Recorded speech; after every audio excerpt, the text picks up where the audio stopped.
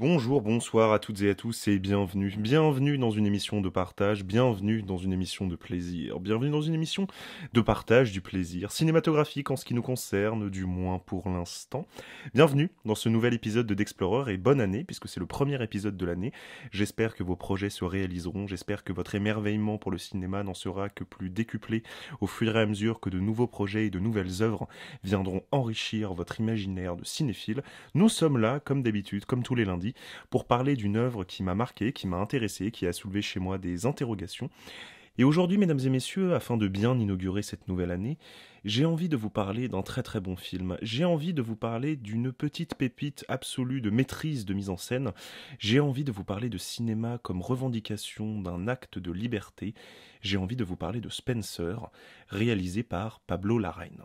Alors, je vais évacuer tout de suite la question de la diffusion du film. On pourrait évoquer ce débat qui vise à dire que Spencer a comme spécificité de ne pas avoir été distribué au cinéma en France, mais au contraire, d'avoir été acheté par Amazon Prime et donc diffusé sur la plateforme du même nom. J'ai pas envie en fait de rentrer dans ce débat, tout simplement parce que en parler c'est très intéressant, c'est un sujet vaste qu'on pourrait vraiment aborder sur le positionnement de certaines œuvres, l'impossibilité peut-être de films un petit peu exigeants à exister sur le marché de la salle, avec tous les bouleversements qui sont en train d'avoir lieu vis-à-vis des plateformes de streaming, des nouveaux modes de consommation permis par la technologie et aussi dus à la pandémie et qui a instauré ces nouveaux modes de consommation. Mais je pense que Spencer n'est pas la bonne œuvre pour le faire, tout simplement parce que parler de tout cela, ça serait perdre du temps que l'on pourrait passer à vanter ces immenses qualités, parce que oui, ce film m'a énormément plu, en fait. Et pour ne rien vous gâcher, j'aurais pu faire cet épisode beaucoup plus tôt, puisque ça fait à peu près un peu plus d'une semaine et demie que j'ai découvert le film, et je me suis dit, j'ai été emballé évidemment dès le départ, et je me suis dit, faisons un épisode immédiatement, sortons-le dans la foulée. Et finalement, étant donné les thématiques du film, étant donné son travail, notamment sur la dimension fantomatique de son histoire et de son personnage principal, Lady Diana, le traitement très particulier du personnage, on y reviendra bien sûr dans l'analyse de l'écriture du film, comment est-ce que Larraín l'a construit en tant que figure fantastique, c'est très intéressant ça, dans l'approche de mise en scène et d'écriture. Et pourquoi est-ce que je parle de traitement fantomatique? Eh bien justement parce que la question du fantôme de cinéma, du souvenir que laisse un film, c'était une question que j'avais abordée lors de mon top de fin d'année, mon top 2021, d'ailleurs merci pour le succès que vous avez donné à cette vidéo. Et je voulais voir justement si l'emballement qu'avait suscité Spencer chez moi allait se poursuivre dans le temps, si le souvenir de cinéma qu'il allait me laisser allait être suffisamment fort pour que je vous en parle en fait tout simplement avec le même émerveillement quelque temps après. Et c'est le cas. C'est le cas, donc bienvenue pour cette critique qui sera dithyrambique sur le nouveau film de Pablo Larraín, une fable inspirée d'une véritable tragédie comme il le titre lui-même, Spencer.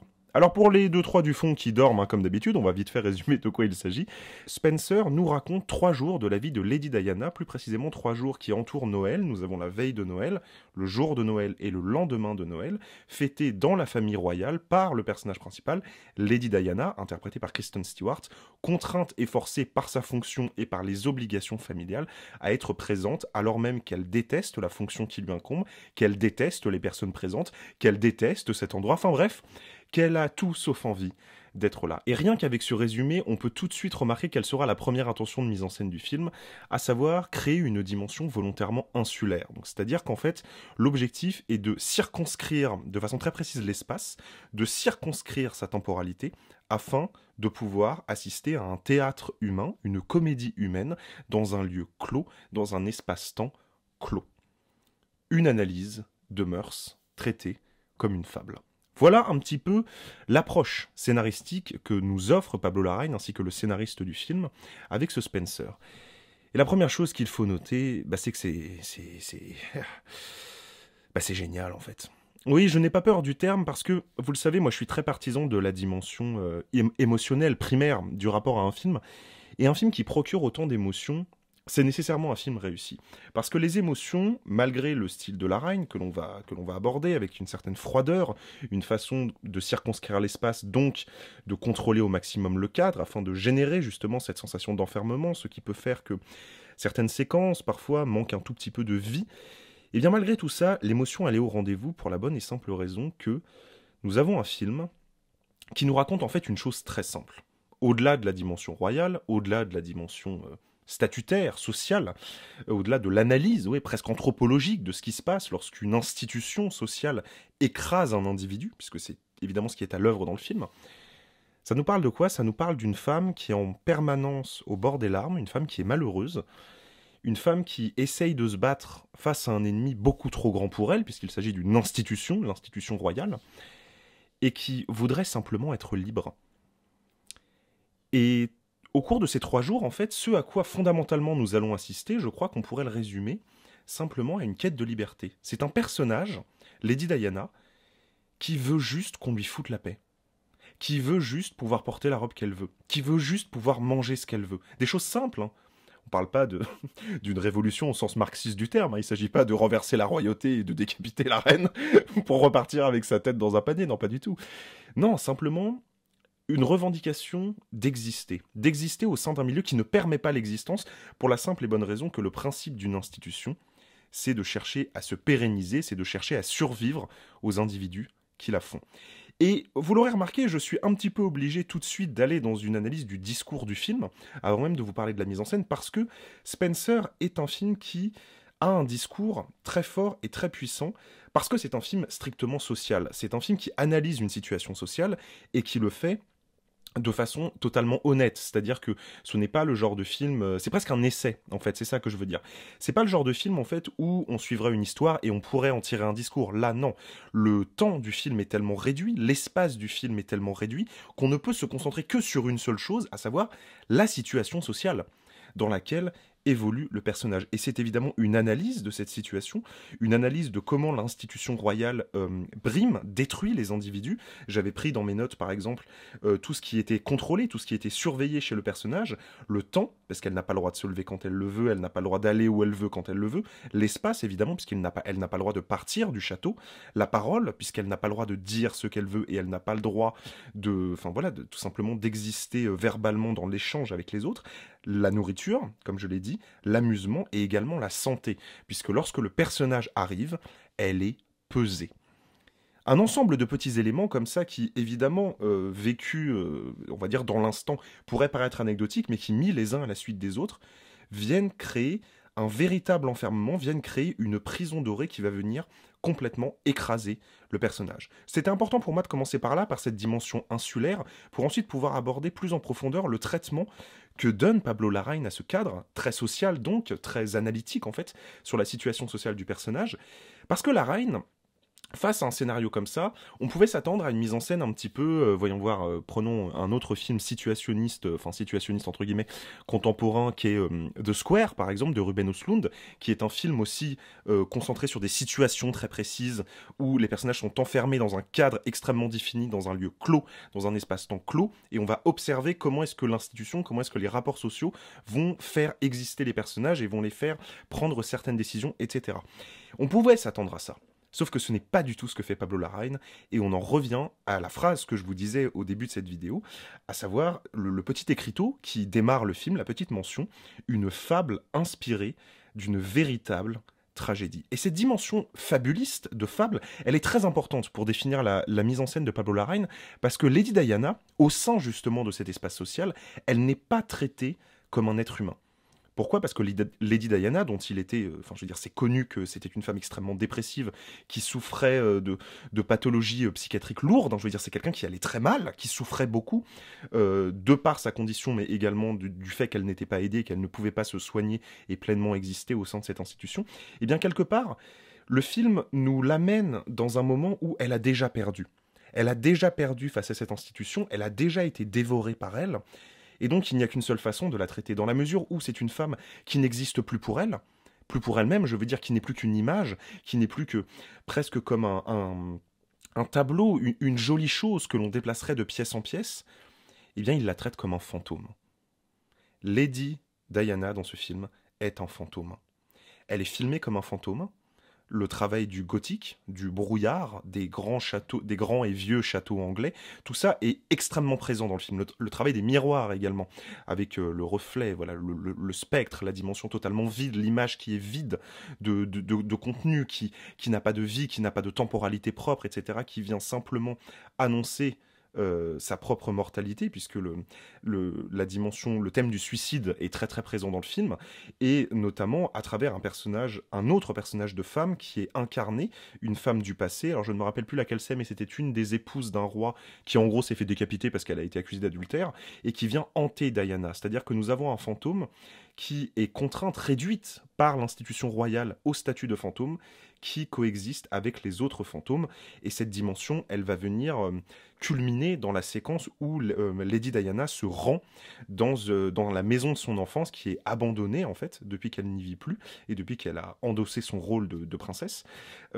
Et se retrouvant dans ce lieu vide, ce lieu totalement dépouillé, en fait, de toute existence, comme elle l'est, et bien là, son statut de fantôme apparaît, et apparaissant, d'un seul coup, le film va se revitaliser en introduisant une seconde dimension de mise en scène, au-delà de l'enfermement. D'ailleurs, je n'ai pas employé le terme que j'avais mis dans mes notes, mais pour moi, c'est vraiment ça. C'est-à-dire que tout ce travail sur l'enfermement, à travers le lieu, la dimension sociale, dans l'écriture, etc., mais également par le cadre, des cadres extrêmement fixes, des cadres extrêmement contrôlés, beaucoup de courtes focales, c'est-à-dire que tout est net en permanence, donc on perd totalement la vitalité du visage humain qu'on viendrait séparer du décor, et d'ailleurs, les longues focales donc, qui produisent cet effet ne sont utilisées que sur Diana. La caméra à l'épaule, qui amène également cette vitalité, n'est utilisée que pour Diana.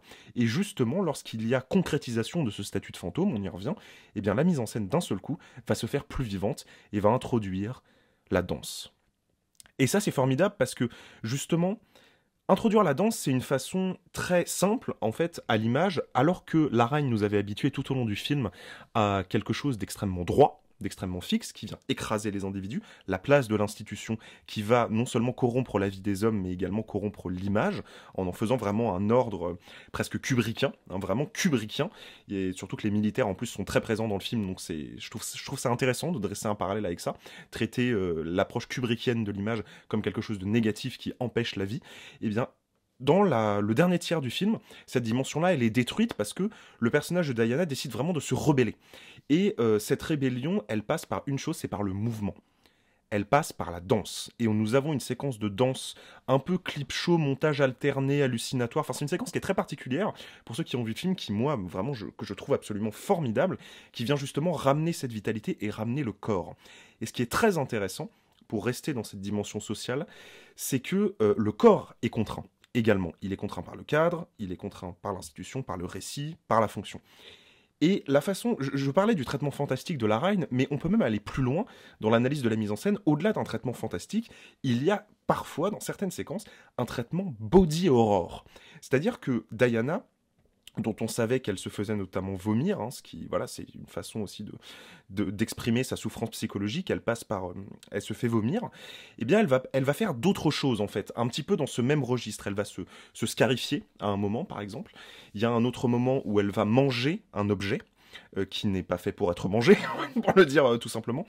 Et toutes ces dimensions-là, qui sont pour moi des séquences qui sont vraiment douloureuses, et moi vous le savez, pour celles et ceux d'entre vous qui me connaissent, le body horror c'est quelque chose que j'aime beaucoup, parce que justement, ça vient ramener de la vitalité, ça permet de reconnecter au corps de l'acteur, et donc de nous reconnecter à notre propre corps, et donc de vivre le film d'une façon beaucoup plus intense, beaucoup plus primitive, simplement à travers les sens et le rapport que l'on a justement à cette destruction que l'on n'aurait pas envie qu'elle advienne sur notre propre corporalité, donc ça permet de créer une identification qui est très forte. Et l'identification dans le film, pour moi, elle fonctionne extrêmement bien, et il faut quand même évoquer évidemment la performance de Kristen Stewart, que moi je trouve absolument bouleversante dans le film. Il faut dire que le personnage déjà de base est bouleversant, que tout est fait pour nous la rendre extrêmement sympathique, puisque nous vivons cette oppression, nous vivons cette destruction de son être de l'intérieur, puisque nous la suivons tout le temps, il n'y a qu'elle qui est présente à l'image, elle est toujours le moteur narratif de l'ensemble des séquences, donc on lui colle vraiment au basque, et la façon qu'a